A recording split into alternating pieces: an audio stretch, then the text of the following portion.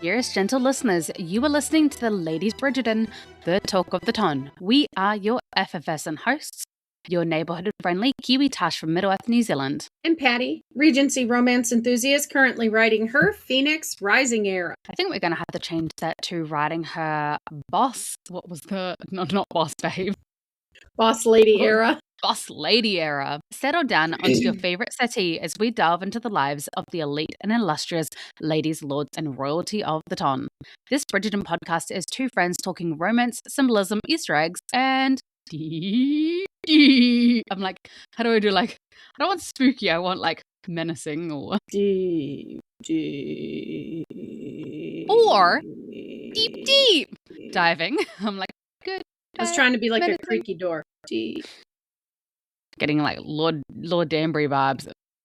Diving into the connections of our favourite and not favourite characters today. We cover both book, TV series, and notable social media, and therefore will contain spoilers. Dearest listeners, we have been inspired. We take a tangent this week to do a longer look into the villains and morally grey characters of Bridgerton. We thank Sarah for this idea, as she so industriously engaged the Facebook group this week with her potential villain series, as she did not have access to YouTube when our villain video dropped. They were so thought-provoking and fun, we decided to expound on our list and spend today's podcast deciding whether these morally grey characters are redeemable or ruined. You make the list. Well, now that's just, are they redeemable or are they ruined? Because when my thought process here is like Bridgerton focuses so much on a woman's reputation and how she could be ruined, we're going to look at these characters, female or male, whichever, and we decide if they're redeemable or they're ruined. We are and this is super subjective because keep in mind, everyone's morals are completely different. And I think Patty and I are both quite big picture thinkers, and we are quite empathetic, so we can usually see a why person. So if I can see the why behind a behavior, a person, I think I find more people redeemable because I can see the why behind the behavior. Yes. So if I decide somebody's ruined, sucks to be you person. You really done stuffed up. You really done stuffed up. Yeah. Like, for me, there are certain things, and we talked about this in the Bridgerton podcast group that we have on Messenger. For me, there's a couple things that make someone just completely irredeemable. And number one on that list is child abuse of any sort, whether that be physical, emotional, sexual, don't care.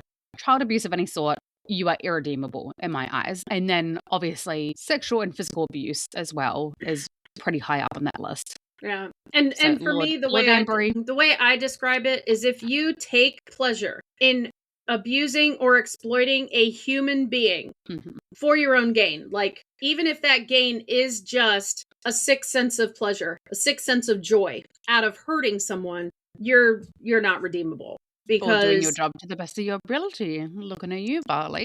Like, but that's the thing, like some people hurt someone not intentionally, or sometimes it is intentionally, but it has to be done. And those are mostly work environment situations because, you know, I've been in a situation in a previous job like eons ago where somebody said something off the cuff that potentially could have been a threat. They seemed like they were joking, but not knowing them well enough to know if they were or not. I needed somebody else to be responsible for that statement. It couldn't be me. Because if something would have happened, like the statement that was made, I would have felt like I should have done something. So I did do something, and that person ended up losing their job, which is not what I wanted to happen. I just wanted someone to help me prevent the thing that was said out loud, that somebody should have kept quiet. If it was a joke, it wasn't funny. I just wanted someone to help me prevent this potential thing from happening, only it caused that person to lose their job. I did not want them to lose their job.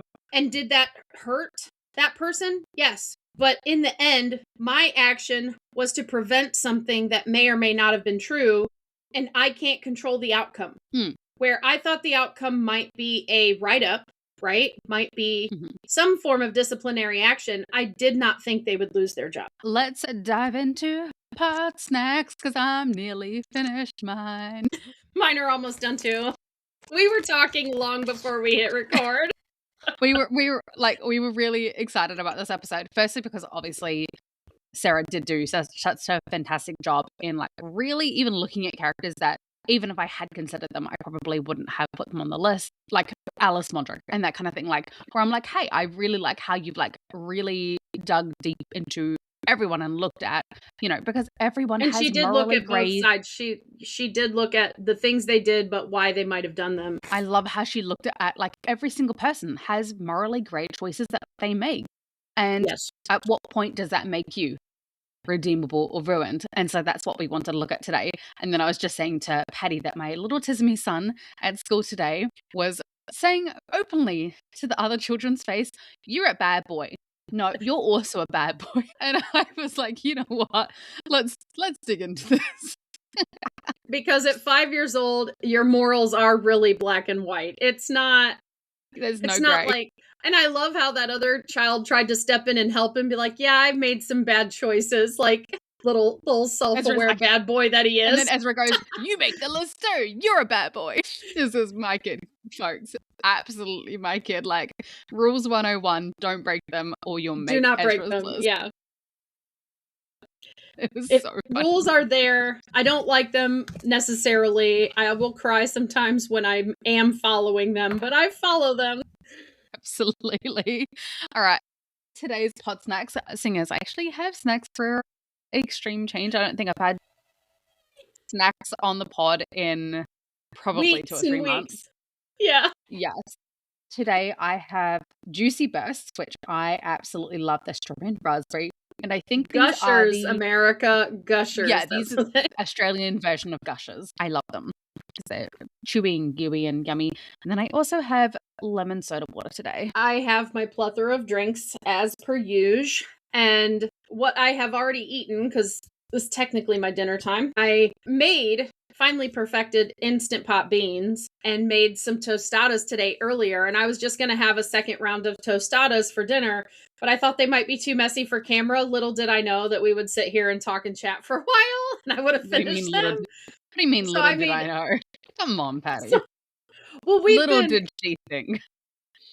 With the school schedule of the kids, though, we kind of are limited to time now. We have to be very mindful of our time. So sometimes we do jump in. So I didn't want to eat anything super messy. So I made 2 ham and cheese sandwiches and I put some chips on them. My old school child school lunch. I would always put my chips on my sandwich. And I got an ice cream yesterday, and this is, don't judge me, world, but I got an ice cream yesterday and they sent me extra hot fudge and extra peanut butter sauce and extra crunch coat. Even though I didn't pay for it, they sent extra. And I finished the ice cream yesterday, but I just took those extra sauces and mixed them in a bowl and ate those with a spoon. Yummy. Yum, yum, yum. My favorite combo of chip sandwich is with the sour cream and chive chip.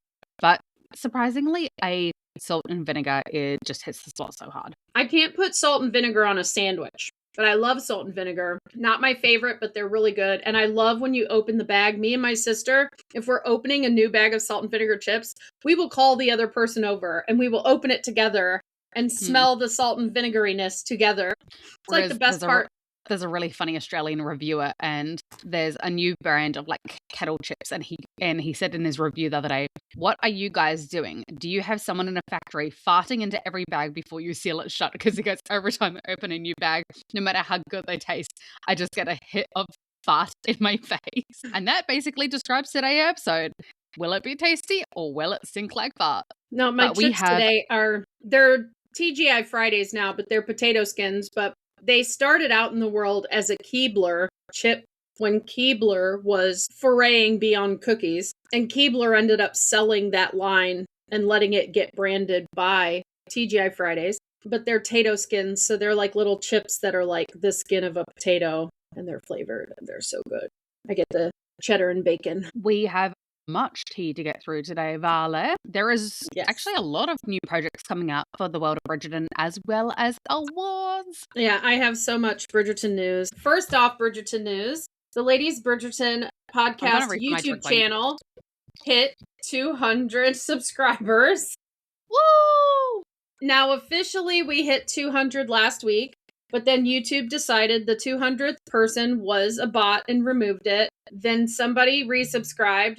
They decided they were a bot also and removed it. But now this week, we've officially stayed at that 200 mark. So we are officially at 200 subscribers. And while I'm bringing that up, why aren't you subscribed? Guys, we have 2,500 followers in our Facebook group. Come join us on YouTube. Please subscribe. It is free. We need 1,000 subscribers to even consider being part of the monetization program. Not that I want to add ads to our videos necessarily, but we'd like to do streaming over there. And there's things that you do when you're streaming live that you could generate income from that we can't do either at this point. So we're just asking, like, help us out over there. Like some videos, comment on some videos, subscribe on some videos. Please help us out. I thought you were having it. I was like, I'm in the other room and I'm like, I am subscribed. I am. You are. I think. I am. That's 2 of the 200. Okay, so Nicola Coughlan and Charithra Kandran, I hope I'm saying that right, are both slated to voice characters in the upcoming Charlie versus the Chocolate Factory animated film. They are probably doing their voiceover work right now because it comes out pretty quickly. This is not Bridgerton related, but it is the voice of our Whistledown, so I wanted to include it. I was about to bring that up. Julie Andrews is not reprising her role in Princess Diaries 3. I am so sad. But what saddens me the most, did you read the interview? No, I watched the Anne Hathaway interview when she was talking about it and how, like, as much as they tried really, really hard, but they said, you know, she is of an age where we're not going to push her to do it. Julie Andrews said, it is too late for me to do it. She wanted to do it. She was willing to do it in 2022 when they first brought it up, but now it's too late. And I'm like, no, Julie, no! I am not losing you. We cannot lose you. I think the only reason she sticks with Bridgerton is because it gets to feed her passion whilst being within the realm of, like, not long hours, not hard work. It's all. I mean, I'm sure it is. It is hard work, but you know what I mean. And they've interviewed her. She has her whole setup in her apartment. She lives in New York. Her whole setup's in her apartment. She doesn't have to travel anywhere to go to it. Yeah. It really is perfect work for her at her age. Okay. Johnny Bailey is now the spokesperson for Armani's new scent called I Will, which I think it would have been funny if it was him and Will Tilston, but whatever. That's just me being missed opportunity. Very much so. And he's so hilarious about it. Like, I saw an interview where he was doing, like, pulling questions from a bowl or something and answering them. And one of them was like, what's your favorite smell? And he's like, I will. Like, whatever. It's like coffee or fresh cut grass or something there, guy.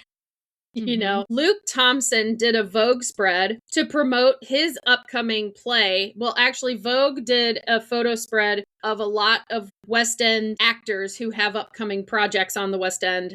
Luke Thompson was one of them. His upcoming project is called The Lives of Others. So he was in this photo spread. It was Vogue. It was fashion. He looked amazing. So check that out if you haven't already seen it. Officially, the first half views came out for Netflix, and Bridgerton Season 4 is the most watched show of the first half of 2026 with 889.8 million views. Sorry, Season 4. Season 3 had over 1 billion views at the halfway point.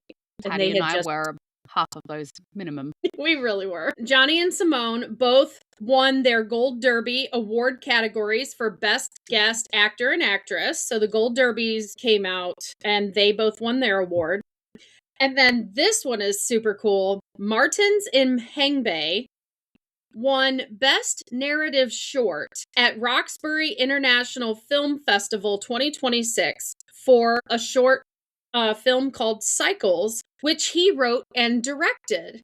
And it's about a teenager and his father who are going through the cycles and trying to break the cycles of violence and toxic masculinity. So go Martins, that's awesome. Like, to me, such a prevalent topic. We talk about that all the time. Yes. And for me, like, I love announcing the projects of everybody and they're doing these other acting projects, but this is the first that I can think of that we have a Bridgerton actor who did something of a project other than acting, right? I mean, I'm not talking voiceover work or reading, you know, doing audiobooks or whatever. Like, he wrote and directed this. and it was in a film festival. Like, that's amazing to me. And he's been so busy. Like, I mentioned it in a Bridgerton news way back in like late April, early May, where he had all these projects coming up that he's in. And for him to have time to do this too, like, way to go, Martins. Good job, buddy.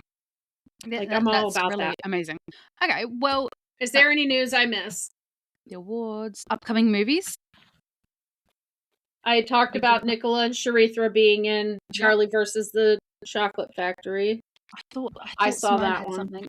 Maybe I'm missing. Maybe I don't know. Maybe I'm going crazy. I mean, somebody saw Simone. Somebody saw Simone as a background character in a movie that's been out.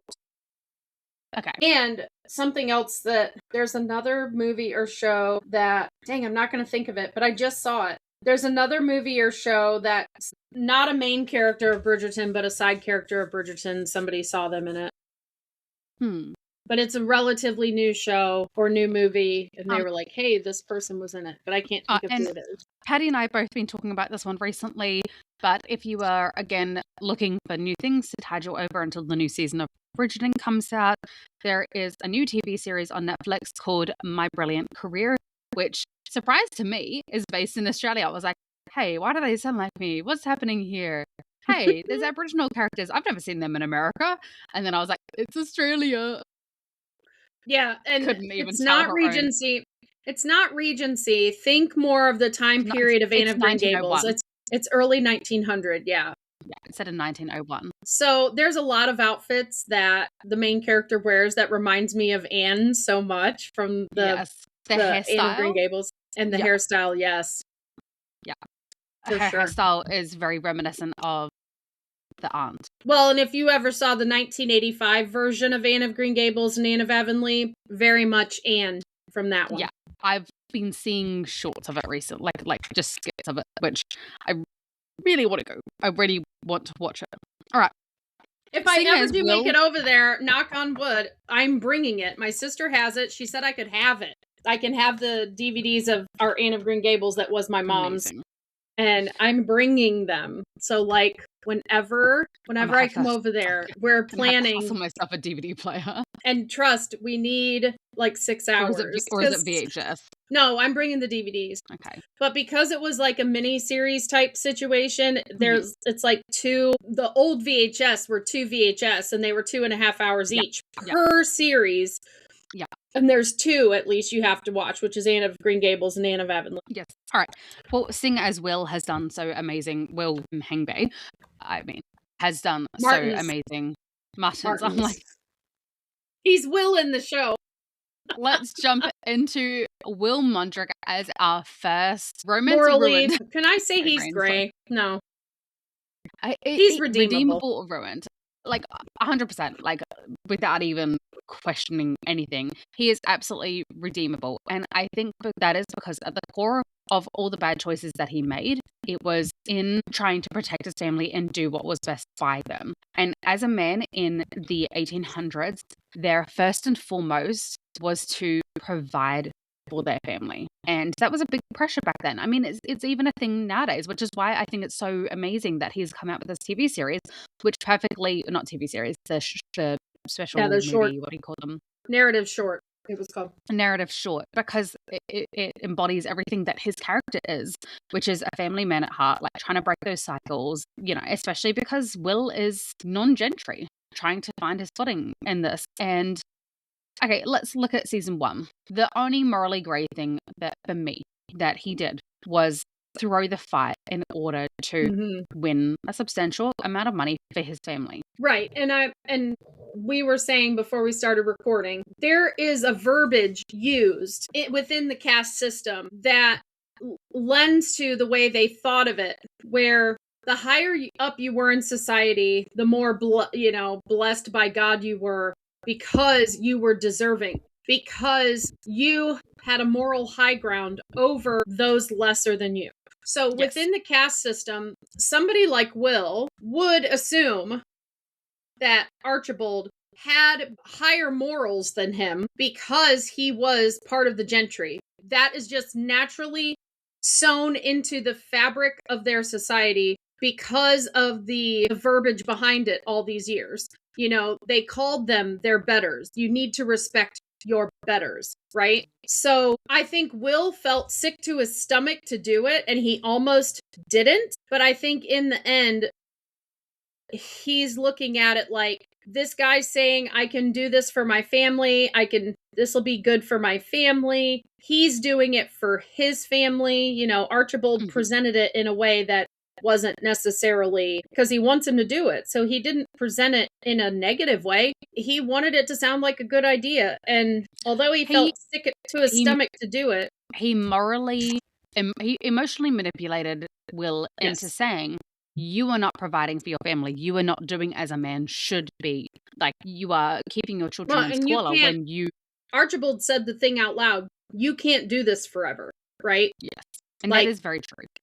Yeah. Like, I would guesstimate Will to be 35 to 40 years old in the show. Mm-hmm. And that is at the very tail end of your physical ability to fight on that level. Maybe 45 to 50 if you were really pushing it, but you weren't going to be winning a lot of fights at that age. Yeah.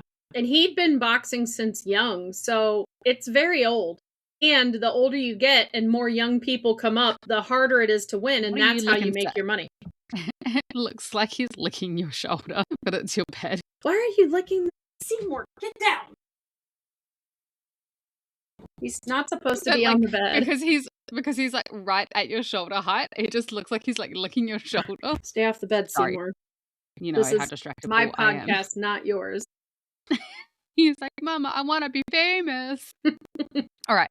Yeah, so Will, the only other questionable thing that I think he does is in season 3, when they do come into money, is we had that one scene where he kind of puts down Alice a little bit, and I was like, oh, dude, that was not the right choice. But in every single marriage, we are not perfect. No one is ever perfect. And we say things that we regret, or we say things in a way that we word it out of frustration or, you know, anxiety or whatever. But again, redeemable, because he came together with his wife, he talked it out, they worked together and went back to being a partnership. So, like, again, for me, completely redeemable. Yeah. Every human being sometimes says things the wrong way. Like, they come out of your mouth and maybe you don't hear it in the moment, because in that moment for him, he was frustrated, he was angry, not at her, at society. Yes. But it came out kind of dismissive to her. Yeah. And it's not how he meant it. He would never intentionally speak to his wife like that. But that's the thing, like, with him, is he comes back and he's like, you're right. Like, I'm sorry. He's the first one to hold himself accountable. And I love that about the Mondricks in general and their relationship. Boxer or not, I wouldn't be going up against Alice. I think he knows that very much as well. Like, his wife knows how to hold her own. If you piss her off, you're going to know about it. For real. I want her to be Violet's sister so bad. Me too. I'm actually really fond of Alice's character. All right. I think we'll leave some of like the heavy hits to the end. Let's move on to Augusta, because she is Queen Mother. And again, this is where we look at the why behind the actions. And this is a woman who obviously has been queen for a long time. She's got a lot of pressure on her shoulders. It is not just the role of a mother. It is not just a ton mother. She is the mother of a country. And that is a lot of pressure. The way that she treats, I was going to say India, that's not the right name, Charlotte. The way she treats Charlotte and Agatha is both trying, but also, I think, in a way, she didn't want to hand things to people. She wanted them to earn it for themselves. Well, and I think these young women coming in, Augusta was acting on behalf of the king long before he was an adult, right? I don't remember the history of it. We should look that up and see when he officially became king, because he might have been a prince regent. You know, where he was still too young to rule, but he was technically the king. But she had a lot of responsibilities on her shoulders, and she was having to work in a world of men. And it was obvious that they were trying to, her son's inability to rule at the time, whether it be as a child and now with this illness and, you know, spending the time to find a wife. There were players in the game that were trying to usurp power away from their line, which has been going on in English history since the dawn of time. Kind of think Game of Thrones situation. There's some people trying to use this moment in history as a way to discredit her, steal power, take power before the king can be coronated, that sort of thing. Oh, says King George III took the throne in 1760 at the age of 22. He succeeded his grandfather, King George II, after his death and was later crowned Westminster Abbey in 1761. Okay, so yeah, he was very young. So he would have been like glorified granddad age by the time Bridgerton's actually taking place. Yeah, but Queen Charlotte was like 30 years prior or something, 30 to 40 years prior. True. Okay, yeah, that makes sense then. In Queen Charlotte, he was probably 22, 23, I'm guessing. So he would have just become king. Well, no, they had the coronation in Queen Charlotte. So this would have been between 1760 and 1761. It says it takes place in 1761, and then the current date is set between 1817 and 1818, which would make her 60. She was young when, like, she didn't marry him at 20. Like, she had to have been 16 or 17 years old. She was a baby. Yeah. Yeah. But she'd still be in her 60s in the show. 70s even. 60s, 90s, 30, 40, 50. Yeah, it's 50 more years, basically. 15, oh, my brain's not computing today. 17. That throws off the whole timeline, though. How in the hooky heck could Violet be the age she was in the show? She would be 72. If she got married at 16, she'd be 72 in the show, currently. Yeah, and think about how old Danbury was. Yes. And think about how old Violet was. Young Violet. Lady Danbury is 73 in the books. Yeah, but we were assuming she's like 26, 24 to 26. And Violet was only, 14, 15, like Hyacinth's age in the last season. And if she was 14, and they're trying to say that Violet, who really is only about 50, when Antony is married and everything, she's 50, she would be 60-something, according to their timeline. Bridgerton, quit doing timelines. Stop it altogether. You suck at it. Starts playing the Doctor Who background music. It makes no damn sense. Anyways, back to the show. I really need to get a thing on my phone to play the Doctor Who timey-wimey music. You have a 14-year-old Violet, and you're trying to play off and not play off, but according to the books, the masquerade ball was her 50th birthday. Yeah. In the books. And they're playing her off like she's menopausal, which I'm 50. 50 works for I'm going through the change, right? So mad I'm knocking off my toppers. So it's bad when the toppers come off. They're saying she's 50, yet there's a 50-year difference. More than 50. It's 65 years. Am I doing the math right? Hold on. Yeah. We're going to say everything. We're going to say 18, 15. Is 6, minus 17, 61, or... Okay, 54 years. So ultimately from and then add 15. Right, but what I'm saying is Benedict's season was 1816. We'll say it started in 1816. That was when her 50th birthday party, according to the books, Masquerade Ball was her 50th, but according to Bridgerton math, she's really 65. And she's 70. She's 70. Mm-hmm. And that makes, we said that the queen we'll say she was 16. She's 71. Yeah. And Lady Danbury was 25, we'll say. That puts her at being 80 in Bridgerton. No wonder she's like, I've earned my rest. Yes, girl, you have. Yes, girl. Yeah. All right. Oh my gosh. Lady Danbury, I don't see as morally grey at all, with the exception of the missing chunk of her children. But someone who I do want to question whether they are redeemable or ruined is actually Violet's father, Lord Ledger. We talked about this. We may have done a prior redeemable or ruined as I went through the car wash on my drive home. Mm-hmm. And we talked about whether there is ever an excuse to have extramarital affairs.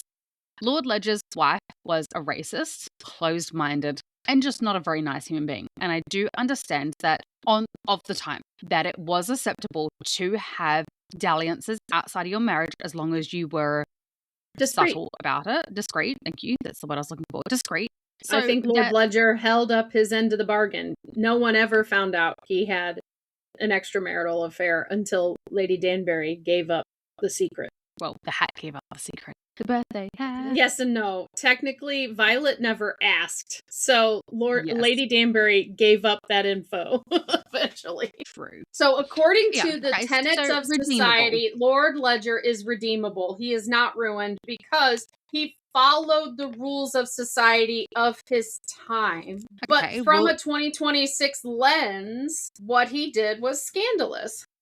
Yes. I can't say he's ruined, but it was scandalous. Yeah, I think that's one of the things. Is sometimes we do apply Rakish, today's shall we say? morals. A little rakish? Yes. And it would have been really hard because they were genuinely in love and they had split off very much like Brimsley and Reynolds. That was a gorgeous love story and we also desperately want to see more of it. But realistically, we're just going to get our hearts broken because of the time period it's in. Mm-hmm. However hard it was for Weatherby and Lord Granville, it was so much harder to be gay and of the working class. Yes. Okay, speaking of working class but not, Varley. Now, Patty has made an excellent point. I actually think that Varley might have come with Portia from Portia's hometown, her childhood home. Because quite often when a woman was married off, like we saw with Daphne, and like we saw with Ray again, when a woman is married off, they usually take one of the lesser housekeepers that is their lady's maid.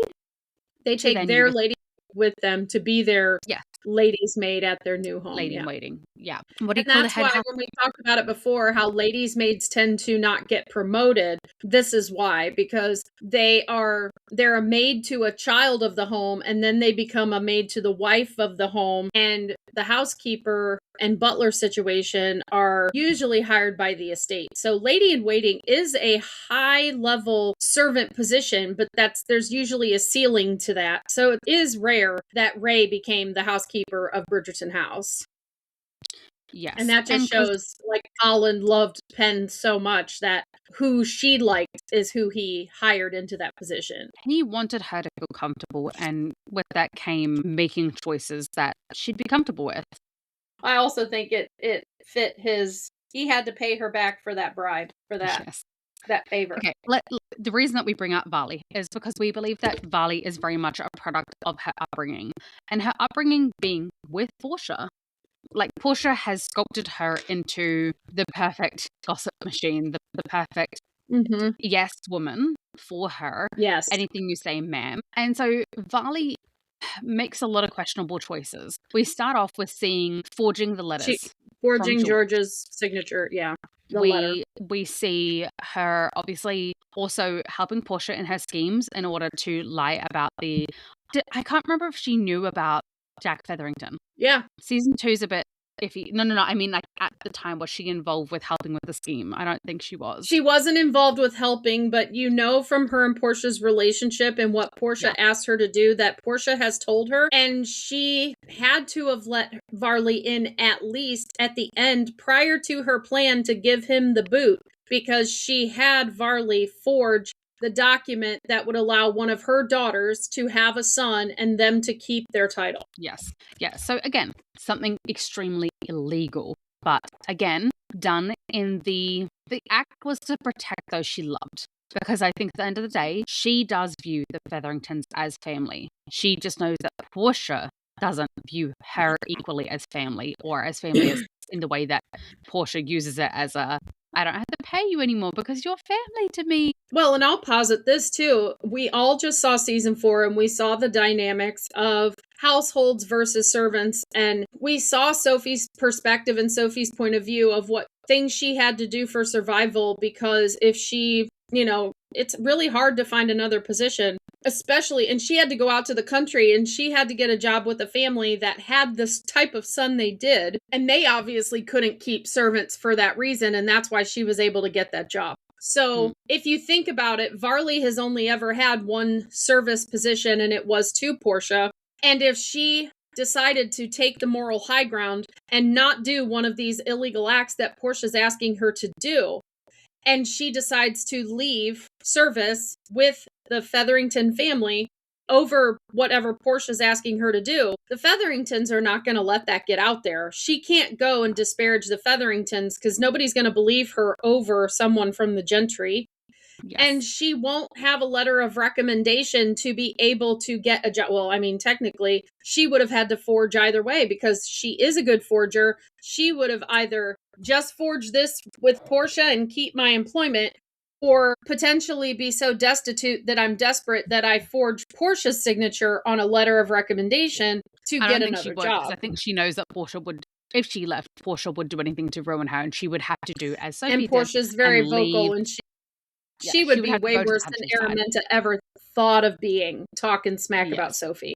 Yeah. Yes. So I think everything Varley did were acts of survival. She knew she had no options outside of Portia Featherington. And let's talk about the redeemable qualities, because there are actually many. We see the way that she treats Penelope, especially in season 3. She is so proud of her, like a godmother, or an aunt, or, that kind of maternal figure in someone's life.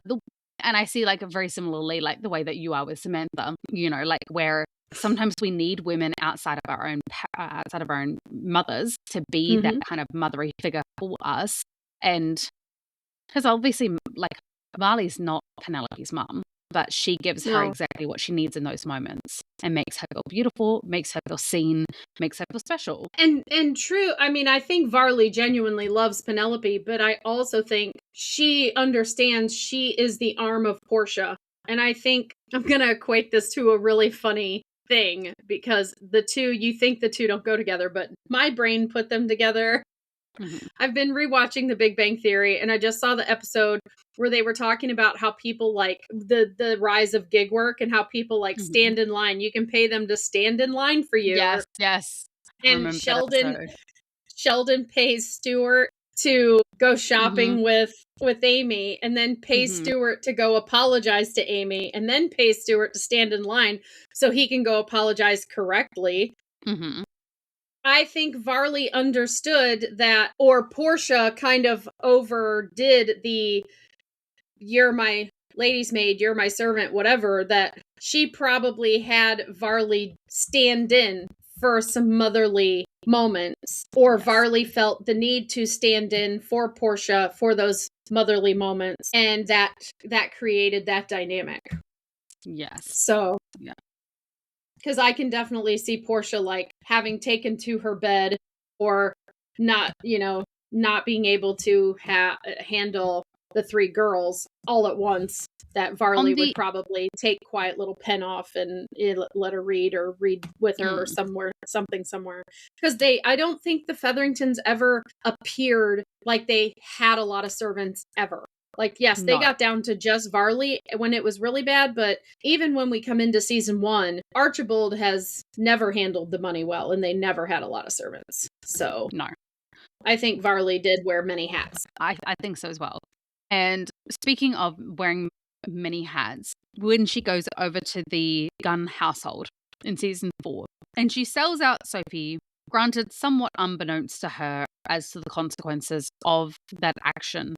But I think that Portia has very much taught Varley this do anything to survive, do anything to get ahead kind of very Slytherin behavior. Right.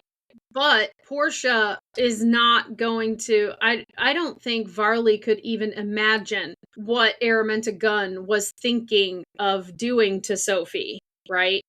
Like, Varley knew that Sophie didn't do these things. She didn't see Araminta as out and out lying to the public. Like, pretty much everything Portia does, aside from the fraud scheme. Yes, she lied about the fraud scheme to the public, but... She also lied about Marina, and she knew that. Being pregnant, trying to get her married off, trying to lie to the Bridgertons. But she did that in Marina... She did that in Marina's best interest. Like, she was trying to get Marina married so that she could save hers and the family's reputation. Araminta Gunn was lying to purposely destroy a human being. Yes. the two Aramentas are similar in that, where they said things publicly, Aramenta Cowper as Whistledown, to try and destroy another family, another human being. Portia lied, but most of her lying and scheming is in service of saving. Like, she's a lot like Penelope in the fact that she makes poor choices in an effort to save someone, not hurt them. I just said the worst slogan. Make What? Featheringtons great again. Lordy. At any cost. Lord. Okay. On that note, Jack Featherington. Make Featheringtons great again. I think that's so him too. I think that he would slogan absolutely fits him be so wearing well. the red hat, let me just say. Yes, Jack was very much self-serving. And it's not even just the fact that he had the whole mind scheme and was going after pretty much everyone in the ton. It was also the fact that he was trying to marry Cressida with false intentions. Which, again, okay, looking at the redeemable side of it, her family were after a business arrangement, not a love match. And he was proposing just that. Did he misconstrue his wealth in order to get that match? Absolutely. But we saw many men of the ton doing similarly, as we saw in season 1 with Daphne. So many people were after her dowry. And Cressida, having the sneer that she did, had a very sizable dowry. So I do. Yeah. And her, I truly believe she was more along the Mrs. King line of things, like from Sense Sensibility, where hers is like 10,000, 20,000 a year. I mean, maybe not as much as Daphne, which we knew was 20,000, but she's at least a 10,000. We know because Portia tried to talk down Marina by saying she only had a 4-figure dowry to Aramenta. So I think she knew that that Cressida had at least a 5-figure dowry. I would actually place Cressida's as being higher than Daphne's because the Bridgertons had a stronger family name than the main character, Energy Seymour. Is he back there again? He's back on the bed. No, he tried to hide directly behind me that time. As soon as he saw me turning around, he's like, I'm out. I'm sorry for the people who can't see the background. The little sneaky dog keeps trying to sneak behind Patty. It's quite cute, though. He's not supposed to be up on the bed, but... Yes. So I won't condemn Jack for going after Cressida. What I will absolutely condemn him for, and to me is the worst thing that he possibly did, was trying to get Portia to run away without her daughters. Now, and leave her daughters, yeah. Yes. I actually think that he was doing a play on Portia. I think he was trying to get her away from the ton and onto the boat to America, where he would then ditch her as well. I think he had no soft spot for her. I think he was like, if I just get her away from the household, I can then ditch her and I can take all the money for myself. But this is the best way to go about securing that finances. I don't think he actually had any sort of inclinations towards Portia personally. I think it was all just a ploy. And I'm different. I think he did have feelings for her, and that's why he wanted her to go. Because if he didn't, he could have packed up all the money in the middle of the night and just left and taken everything. And the story that Portia told everybody at that point would be true. She'd still be destitute, though. I think he saw her potential. Like, they literally got money from everyone in the ton, and she helped with that. I think he saw them as a team. I think he did have a crush on her. Do I think it was love? No. I think he had a crush on her because he finally found a kindred spirit in a woman, kind of. You know, kind of like, you know, if a male pirate meets a female pirate. That's how they kind of see it. Ooh, someone who likes to pillage as much as me. You know, she's just as schemy as I am. Yes. Like, she's mirroring all of his traits that he admires in himself, basically. Right. And so I think he does have some kind of crush on her, but she knows it's not love the minute he says, we can leave the girls. Because if he truly loved her, he would know that everything she did was for her girls. In service of her daughters, yeah. And if they were going to go because they're running from the potential of getting caught, he basically just said, we can leave the girls and they'll be the scapegoats because they're all women. There's nobody there to defend them, right? So, yeah, I think that where I see it differently, like, I think he really did have the hots for her. He didn't truly love her, and she saw that in that moment. And she realized, like, she was going to have to end this potential, because I think in that moment, all of a sudden, she saw how everything would go, and they would just be grifters forever, and she would be they'd be leaving, in this case, they're leaving her daughters to pick up the pieces, and it would ruin all of their lives, and they would just be leaving lives of ruin behind them. It's actually one of Portia's most redeemable moments, but then it's like she gets... Only Philip is married, so she would really be condemning her daughters, because Prudence and Penelope, granted, the Bridgertons would have always taken Penelope on, but I don't know that they would take on Prudence, given how... No, and poor Finchy with very little money was going to have to care for both Philippa and Prudence. Yeah, which I don't think that he has the financial means to do so. No, which means Prudence probably would have gone into service, and she would have become a maid in their home. Instead of being the sister, she'd be a housekeeper type of situation, and that would change their dynamic. But they would have to do that so they wouldn't have to pay her what they would pay a servant. Like, she would just get room and board and just have to be helping out, you know? Yes. Okay. Well, speaking of Featheringtons and their scheming, let's get onto one of the heavy hitters of this episode, Miss Marina Thompson Crane. Okay, so unfortunately, we won't get to see her be redeemable, but I think Marina's redeemable simply because A, she was a child having to make adult decisions. B, she was under the thumb of Portia, so she felt even more pressure. She was separated from George without knowing why. She knew he went to war, but I had this conversation in one of the Facebook fan groups that normally first sons were not sent to war. And I know in the books it says he chose to go, but most of the time that wouldn't have occurred either. So I feel like it could have been the father, knowing their situation and knowing she wasn't a suitable match, would have sent him off to war just to separate them. That's my own personal, coming up with the why behind things to make things match with what I know of Regency times. So don't quote me. That's not a book thing. That's not a show thing. That's my brain connecting thing. Just throwing that disclaimer out there. Well, and Baby has said that Marina is irredeemable because I'm getting some kicks. She or they or whatever has some feelings about Marina. All I feel is, get him, mama, get him. That's funny. You gonna jump in and talk about how she's a terrible person? Yeah. It's your turn, Mom. Go. I would love to. Okay. I don't even know where to start with Marina, honestly. We did talk about it a little bit. My issues with Marina are how she treated Penelope, knowing Penelope was treated that way by her family, and she was trying to be, they had a good relationship until she needed to also put Penelope down to get what she wants. And she just reverted to become just like everyone else in Penelope's family.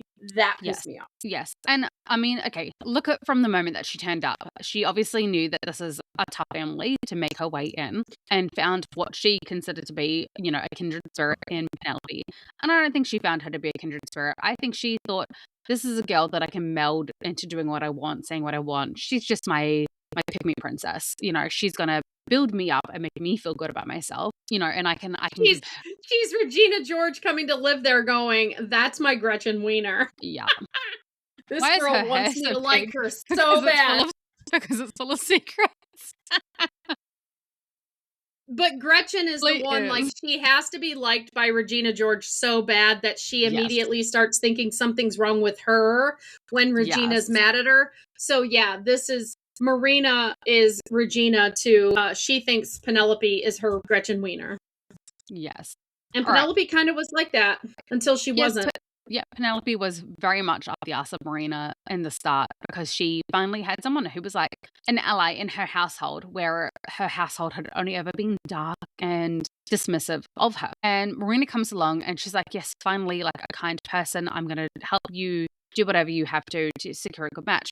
Now, do I find it unbelievable that so many suitors were coming to court not a married woman, a woman not raised in the gentry? Yes, I do think that it is unbelievable that so many men showed up for her.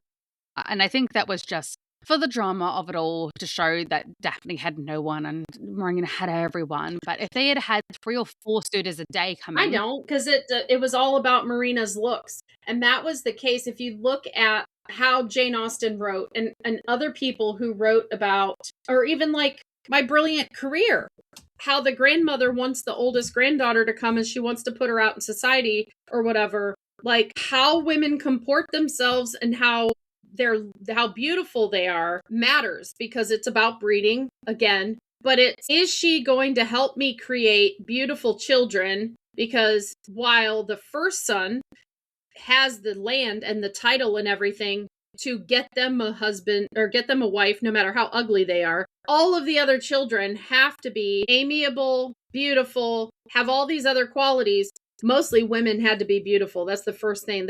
They were not going to get a husband if they were, it was harder if they were ugly or, you know, what people considered ugly. Everybody's different, but it was all about like Pride and Prejudice. I knew she wasn't so beautiful for nothing. Like, yeah. It was women were looked at as basically vessels for children. Violet said she was just a vessel for Edmund. We were breeding stock. Yeah. So they looked at we were a commodity to be traded. So if a beautiful woman who is a relative of someone in the peerage, they don't exactly know her background. That's the part that bothered me. All of these men showing up with poems and puppies and whatnot, but nobody is talking to Archibald at all, and no one is asking about her background, which would have turned so many of them away because they'd have been like, yes, she's a farmer's daughter. I'm out. You know what I mean? Okay. One of the parts that I didn't actually discuss in the YouTube episode of this was Marina's treatment of Colin once he was no longer needed. Correct. Once he was the spare. She went from I love you, let's run away to I'm like Green Gables, let's run away to Anne. And I see where you're going there, like because she didn't need him anymore, she treated him like crap. But I think she assumed he was going to judge her like everyone else. So I don't care. Like I know that did was wrong. What she did was wrong. Still extending an olive branch here after everything. He was still extending an olive branch. Just tell me that they're wrong. And I think even though he was saying, tell me you're not pregnant, I don't think that was a thing. I think he was just wanting her to say, yes, I did lie, but I love you. I wasn't lying about that. I think that is what he wanted to hear. That's what he wanted. And yeah. And the fact that she was like, love, I don't even like you, buddy. You were just the most amiable, good-looking guy that I could tolerate for the rest of my life. And that's essentially what she said to him. She was like, you were good enough. It wasn't that you were you. It was that you were a means to an end, which is the worst thing anybody wants to be, you know? Yes. And that for me, and then also the way that she treated him. Granted, none of us are ever truly going to know his motivations behind going to see Marina in season 2. Like, there are so many reasons. Like, I mean, closure is a thing, people. Some people require closure, and Colin is obviously someone who takes a lot of time to process anything. And takes a lot of responsibility for things. I think that even though he's not the one who outed her, he knows their last interaction went poorly. And then all of a sudden she's married to this dude who's the brother of the father of her children. And he knows, like, he saw what almost happened to Daphne. I think he assumed she was forced into that. He caused it.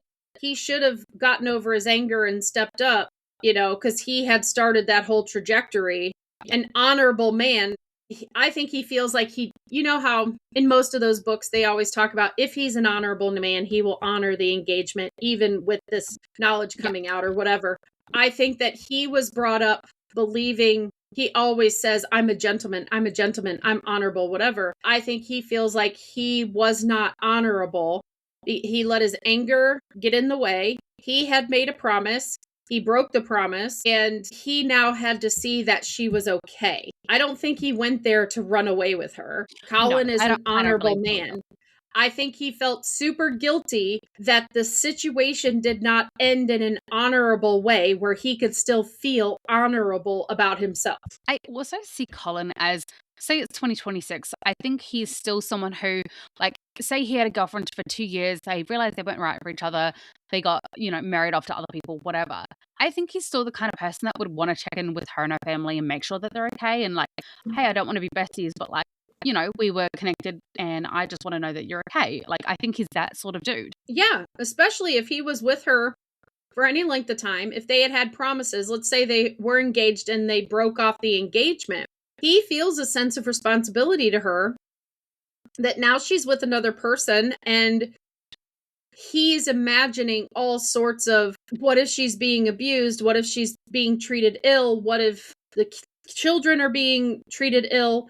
He's got to know this is like, he's, in a way, he needed that moment with Sir Philip to be able to let go of the responsibility and fully trust that she's in a good situation. One of the other things that rubs me the wrong way is Marina's treatment of Sir Philip. Like, you can tell that she's incredibly, like, Dismissive.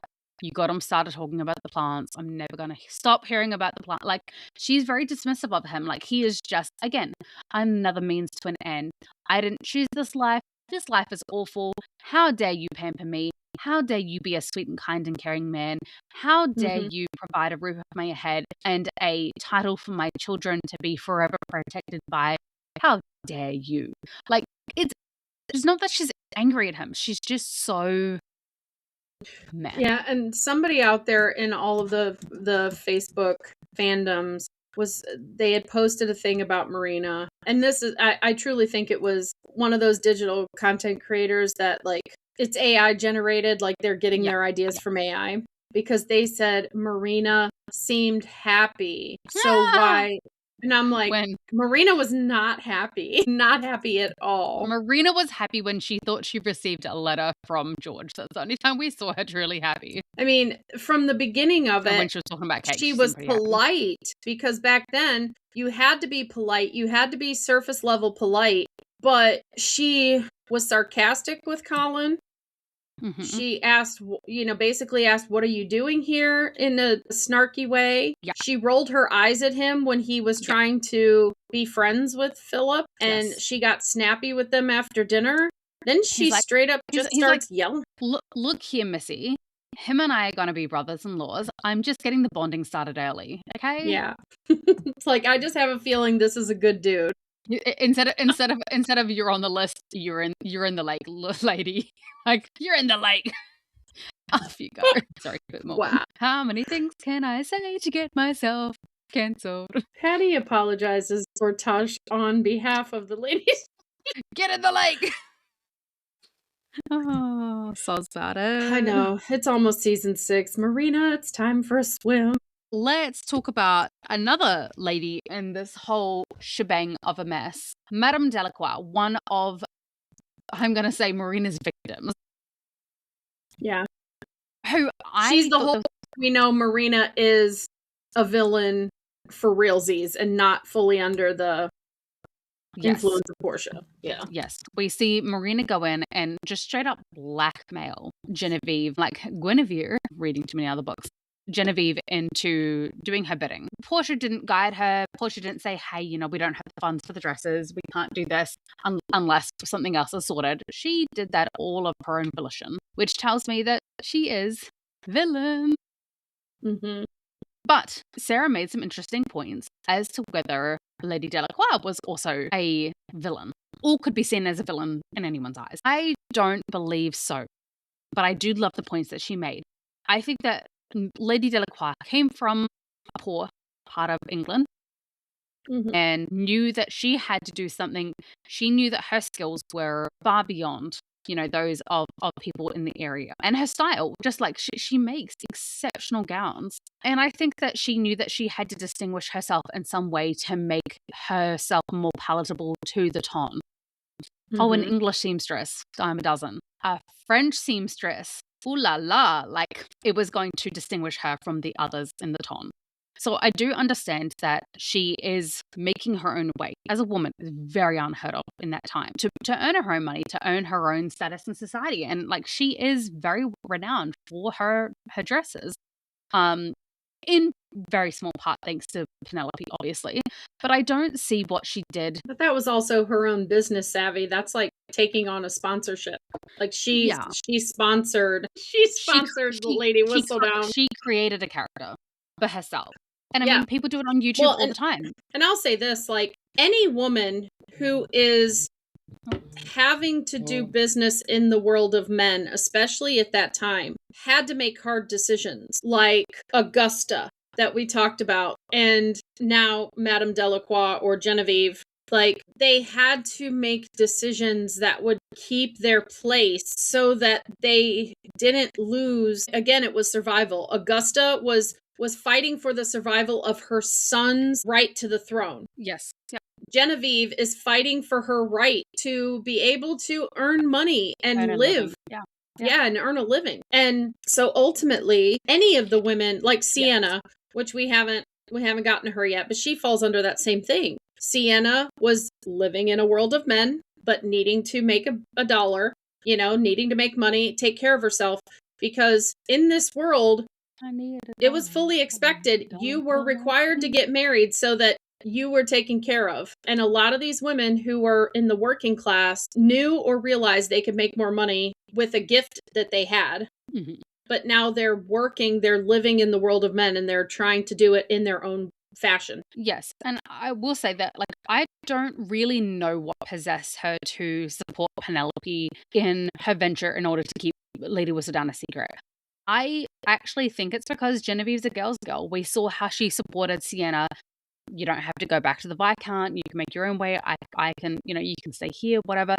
I think she's a girl's girl. And I think that she also has a huge amount of respect. She admired Penelope as a businesswoman. She admired her savvy. She admired her tenacity and the ballsy way she wrote in Whistledown.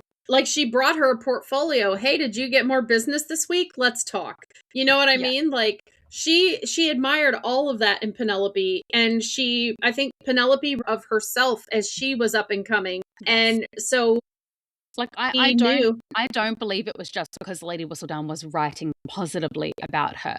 I think it went deeper than that. We see it in season 3 when she's convincing Penelope, do not give up what you love. Do not give up your passion for a man. Mm-hmm. And she was doing the same with Sienna in season 1. She's a girl's girl, and she's always going to support women because she knows that this is a dog-eat-women world. And unless you support each other, you will get eaten. Right. And I think that their relationship started out like, I have dirt on you and you have dirt on me, and we're not going to give up the dirt on the other because then you could give up the dirt on me.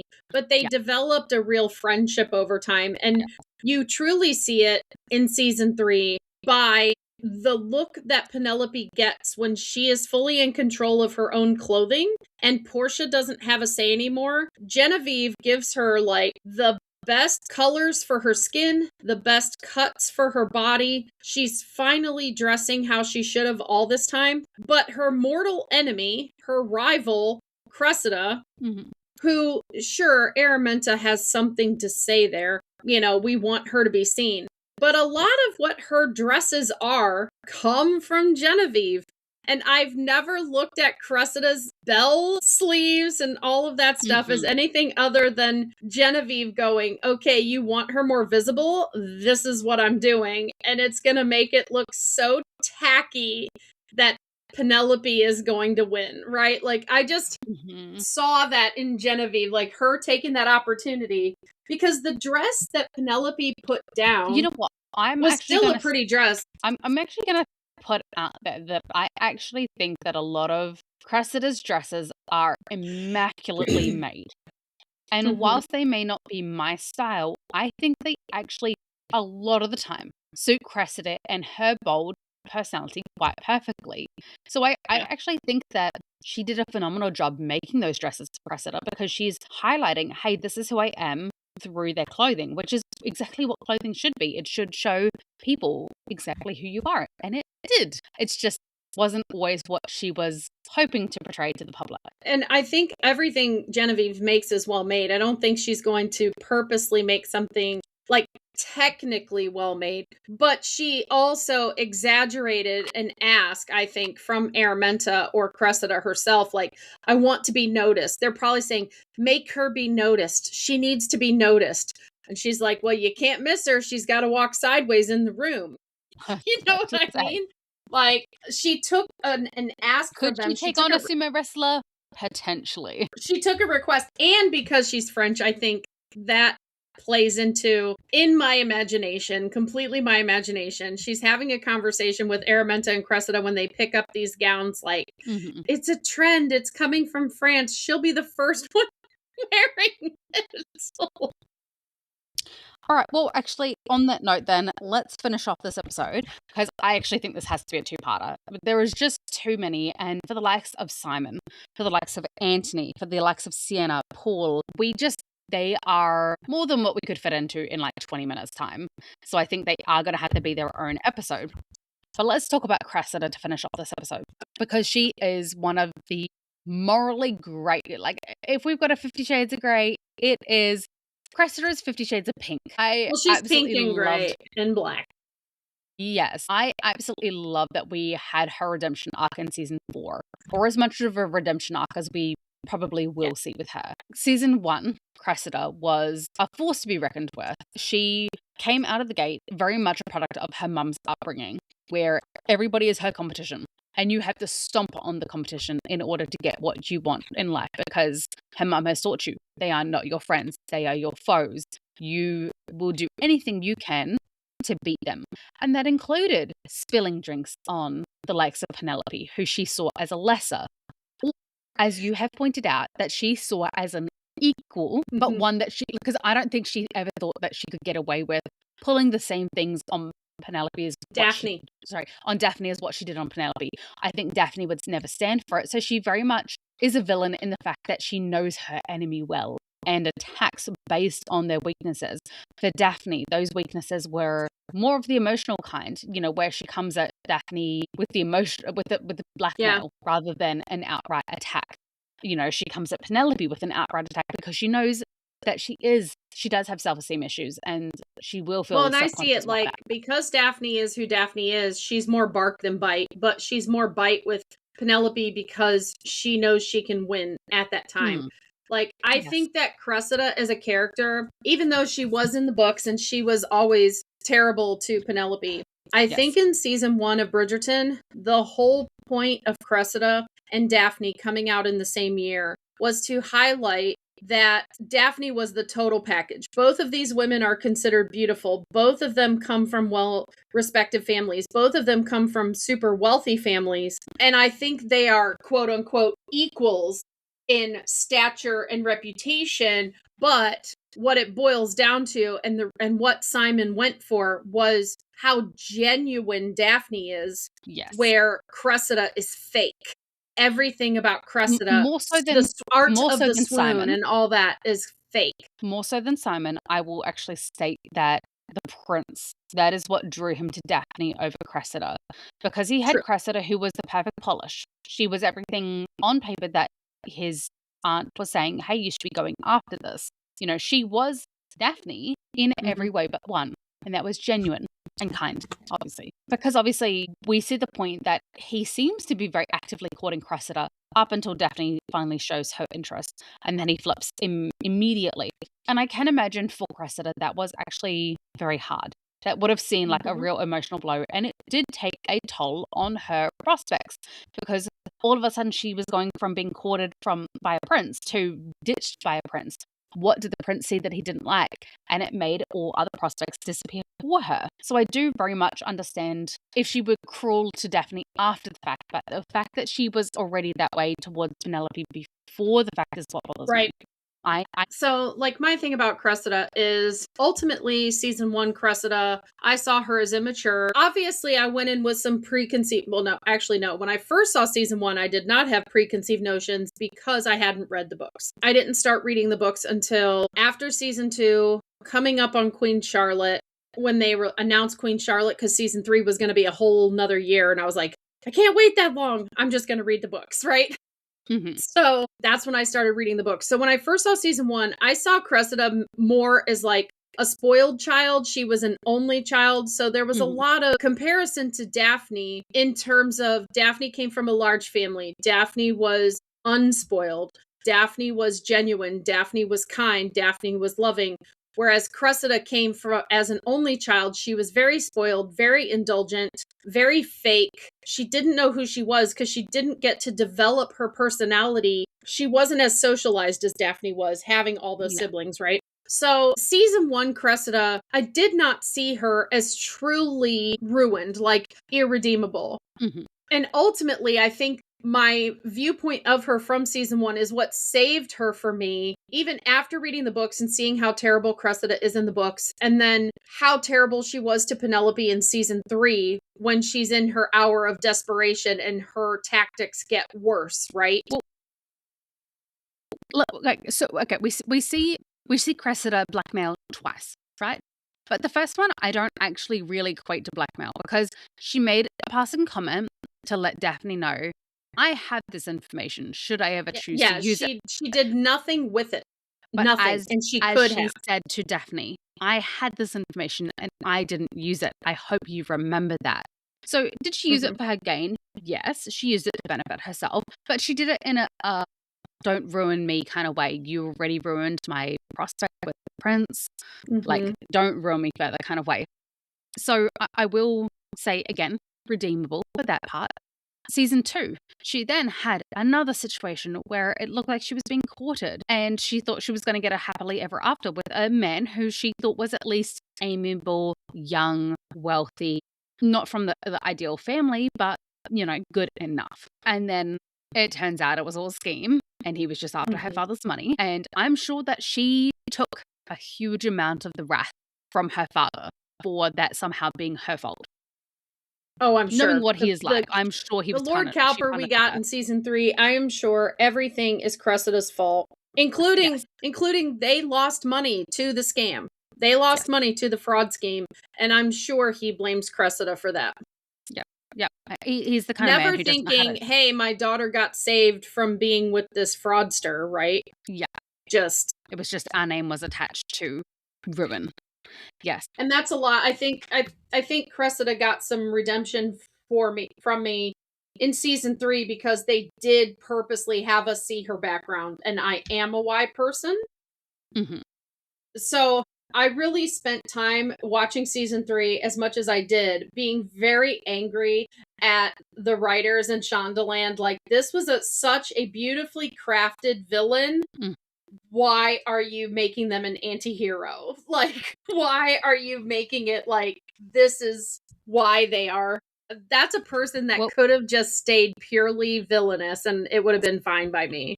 Season 3 was quite a hard one for me because we obviously see her come in and we're like, okay, she's friends with Eloise now. This is going to redeem her, right? And then straight away, she goes back to her old tricks, stomping on Penelope's dress to rip it, to trying to bitch to Eloise about Penelope. We see her going straight back to that mean girl kind of facade. And I will say, I don't completely blame her for it because it's the way that her mum has taught her to be. And she doesn't know any other. And it's not until Eloise says, hey, as much as I'm mad at Penelope, like, we don't need to give her the time of day. If we're mad at someone, we don't need to talk about them. And I really respected that kind of take on things. And I actually really, really respected when she put the mirror back on Eloise and said, hey, you were her best friend. I didn't spill the secret. You did. You were the one who was the bad guy in this situation. Don't point that mirror at me. So I think that she obviously was learning what it meant to be a friend, what friendship should look like, how to treat other people. But again, you don't know what you don't know. And if you've never been taught it, she's only ever had the experience of in her household and a lady's maid or what do you call the ladies? People that teach you, not a teacher, but a governess, you know, whatever. And her mum would have picked a governess that was in her image. So she doesn't know what she doesn't know. So that's why I thought season 4 was... And because the timing is the way the timing is in Bridgerton as a whole. Yes. We don't exactly know. It comes off like she finally goes looking for the Whistledown money the night of Penelope's wedding, right? Based on editing. But Whistledown came out, and this is, again, this is Bridgerton timing. Like, there's things that they want us to think have weeks and months in between them, and then there's events that appear to happen over the course of just a day or two. So it's hard to say, but obviously, you know, Cressida was put out because Debling didn't choose her after the whole public embarrassment by Penelope and Colin, that I almost feel like she was hoping it was Penelope. Like, the only information that we know that apprentice, former apprentice, she's not even at the right printers, but the former apprentice told her was that Lady Whistledown had red hair. Who else has red hair? right? I'm sure there are plenty. I need to actually look at this and pay attention to the peerage hair color, because I'm sure there are plenty of people in the There's ton some background who characters have with red hair. red There hair. is a Yeah, lady that I joke around who I Lady say is Trowbridge. Lady She doesn't, but Trowbridge. her son does. Well, no, the footman has red hair, Yeah. but there's a lady in the background at the wedding and a few other places that has red hair that I joke is it Georgiana? Aunt Georgiana has the red hair. Mm-hmm. Yeah. I joke around that she's Aunt Georgiana Bridgerton, nay, whatever, whoever she married. Georgie, the one who said you need to have a redheaded baby Violet so that there's another redhead in the family, another ginger. Mm-hmm. I joke around that she's her, but she's in the background a lot in season 3 especially. And then pretty much all of the Featherington women have a shade of red hair. Mm-hmm. Various shades of red hair. Philippa's and Prudence's are a little more auburn, and Penelope's is the brightest red, but all he says is that she has red hair. And she put the rest of that together herself, to be fair. Did she? Or was she hoping because she's mad at Penn because she didn't even get Penn's second skimmings? Part of me wonders if she just accidentally fell into this, like she didn't really figure it out. She was just hoping. I'm And of Penn the belief fell into that that she trap. figured it out because it makes Eloise look even dumber. True, but I think like she's probably sitting there going, she has red hair. She writes as well as she does, and she knows that Penelope is, like, she's not even friends enough with Penelope to know how much she loves the written word. And when she's friends with Eloise says, I don't think anyone in this room has read an entire book cover to cover. So if Cressida's only information about Penelope is that she is not as much of a reader as Eloise. I would have seen her turning up at Eloise's door, like you and Penn were in this together the whole time. Yeah. Rather than just showing up at Penelope's. Let's talk about we won't talk too much about the blackmail situation with Colin, because obviously that is going to be our next pod, like official pod episode, not these like fun. Yeah. So we don't want to go too much into that because we will save that. But again, like all I'm gonna say is in terms of the whole blackmail at this point, she is being locked in a room in her house. She's kidnapped by her own parents. She is as desperate comes. Yeah. So there's the why behind everything. And as we've seen with however awful her dad is, I truly believe the aunt to be worse, and the thought of going to live with the aunt and be stuck in that existence is possibly an even worse fate than being married off to creepy McCreep dude. I think we have another clue as to, because I really want Cressida's marriage to be a lavender marriage so bad. I think it'll allow her a way to stay in season 5, because I really do like Jessica Madsen as an actress, and I like how she plays Cressida, and I really really thought it was going to be a queer like love story, or at least a storyline between Cressida and Eloise. But Aunt Joanna is as taciturn as she is. There's no mention of a Mr. Anyone. And she lives out in the country. What if Aunt Joanna is Cressida's gate into that world that gave her a lavender marriage? Could very well be. Okay, let's talk about the relationship that she has with Eloise a little bit more. I really did think that it was going to turn... I thought that's where the queer storyline was kind of going, more so than with Benedict or with Fran. I thought Fran was going to be just an autism retelling, which it was. John and Fran are both autistic. If anyone wants to fight me on that one, I will die on that hill. Yeah. Email the Ladies Bridgerton pod at gmail.com. We will have you on the pod and we will debate, because they are autistic. Eloise is ADHD. Colin is ADHD. We still, to this day, that is the case. Very, very much so. Yes. So, yeah, I was surprised that it went the way that it did. I thought they were going to do it kind of like a prep school. There's that whole, what's the word I'm looking for? Not like an urban legend, but there seems to be that whole like storyline, especially in like 80s movies, or especially British 90s comedy is mentioned a couple times, especially in Bridget Jones, where there's like this rite of passage time Mhm. in prep school, high school Yes. area, whatever, where kids experiment. What do they And call it in the Mormon, not the Mormon community, the in Amish, Rumspringer? Amish community, spring Rumspringer. Rumspringer, thank you. Yeah. But that's just allowing them to have a taste of the secular world before, so that Yeah. they're actually choosing the Amish lifestyle if Yeah. they choose the Amish lifestyle. Yes. But I was gonna I say thought they were going to do an Cressida's going. Eloise Cressida like kissing thing or something of that nature, to where Eloise would have to address potentially having feelings for Penn, which is why she's so angry with Colin and Yes. Penn getting Yeah. together. Yeah.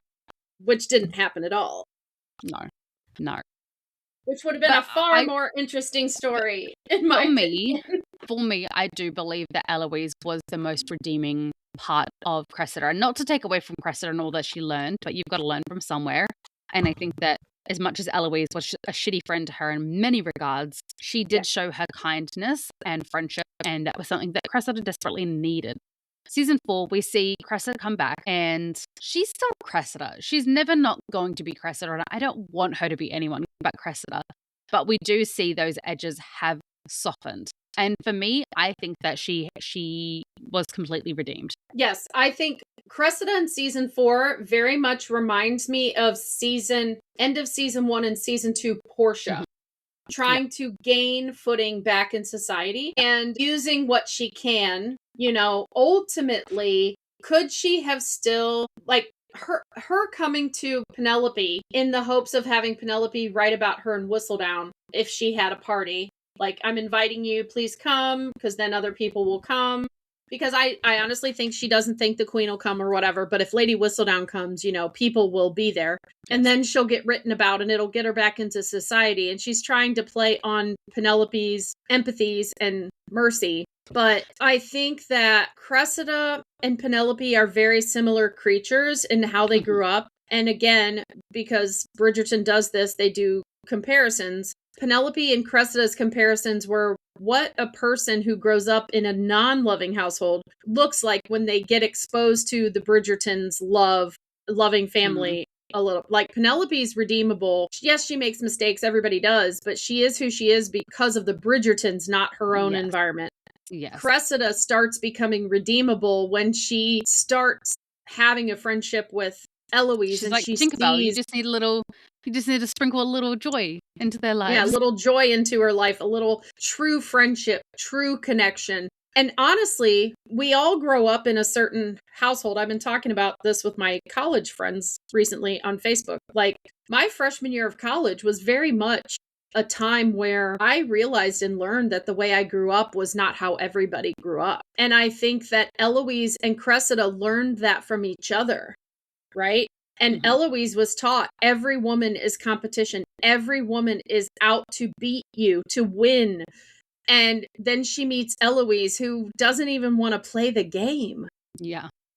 And it totally throws like, what do you mean her... win? Like, I will help you actively win. I don't want any part of that. I want nothing to do with this, right? Like, that She's like, throws... please spill your drink on me. That would be wonderful. Don't step on Penelope's skirt. Step on mine, please. Yeah. But I think that throws Cressida for a loop for a while. And then she realizes, like, no. And of course, she's sitting there realizing it after her mother already threw the Bridgertons under the bus. But she's like, no, like, not every woman is out there to get you and out there to win and out there to compete with you. Some women just do want to be your friend. Yes. And I think and the fact that in coming out to society, when Lady Whistledown did come out, she did not throw Cressida under the bus. And I think that probably softened Cressida to Penelope a little bit as well. And Eloise through attachment. What do you want to call it? Well, and I love, if you really look through it, like, I think Eloise and Penn both knew Cressida couldn't write that Whistledown. So when Whistledown actually came out, she never said Cressida by name. She names everyone by name. But she never says Cressida's name by name. She says, someone is impersonating me. Yes. I think Eloise and Penn knew it was not Cressida. And they took out the whole book part and the part that she was reading about comparing to the devil. Yeah. Because that was rather scathing. All right, well, Well, they had her say it in the bed, like, and then she crumpled it up. Took it It out. still made the show. It's such a great line. But I think they specifically took that part out of it to help with that softening of their rivalry, or whatever you want to call it, between them. But for today, gentle listeners, we will leave it there and continue on next week's episode, where we will cover Anthony, Paul, Sienna, Lady Whistledown, the Queen, and Simon as our redeemable or ruined. If there is anyone that you specifically think that we should be focusing on as well, please drop it in a comment below. Should we have ruined someone redeemable that we marked redeemable, or should we redeem someone that we have said is ruined? Let us know. Yeah. If you have any tangents you would like to share, please find the Ladies Bridgerton on Facebook and YouTube. Enjoying the podcast, please click like, subscribe, and follow wherever you listen. And once again, thank you for listening to the musings and tangents of two mad... Yours truly, she remembers her lines. Touch the gooey. And Lady Patty.